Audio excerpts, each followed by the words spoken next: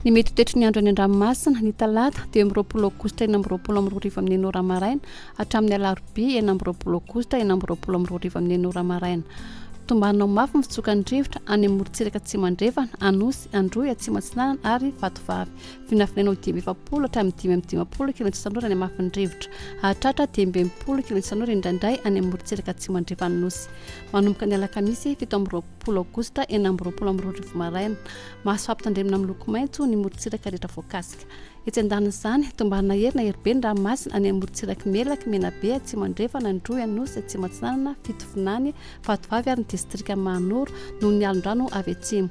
Vinafinaina nodidina 3 hatramin'ny 3,10 metatra ny avon'ny onja. Hatratra 4 hatramin'ny 4,10 metatra kosa any amorontsiraka atsimo.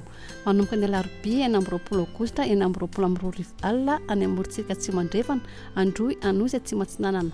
Hitatra minan-dalana any amorontsiraka avony andrefana sy avony atsana izany ny 17 aogositra 20 miatra ny fampitandremana amin'ny loko maitso ho an'ireo morontsiraka rehetra voakasika. Entanina ary ny rehetra mba hanaraka ny toromarika tontolon andraikitra eny fotony.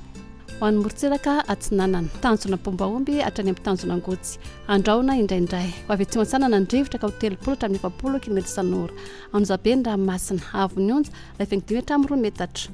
Tanjona angotsy hatramin'ny Manoro, andraona amin'ny sitokotoko. Ho avy avaratra atsinanana ny rivotra ka ho 10 hatramin'ny 20 km isan'ora. Hatratra 30 km isan'ora any amin'ny tapany atsimo. Ho avy atsimo atsinanana kosa ny rivotra any avaratra Toamasina manomboka ny atoandro ka 20 hatramin'ny 30 km isan'ora. Adiny mpanonja no amin'jabe ny ranomasina. Avony onja rehetra amin'ny 10 metatra. Mahanoratra ny Tolanaro, anorona tandrifondrahona any amorontsiraka fitofinany. Ho avy avaratra ny rivotra ka ho 10 hatramin'ny 20 km isan'ora. Hatratra 30 hatramin'ny 20 km isan'ora manomboka ny atoandro. Amin'jabe ny ranomasina. Avony onja 15 hatramin'ny 2 metatra.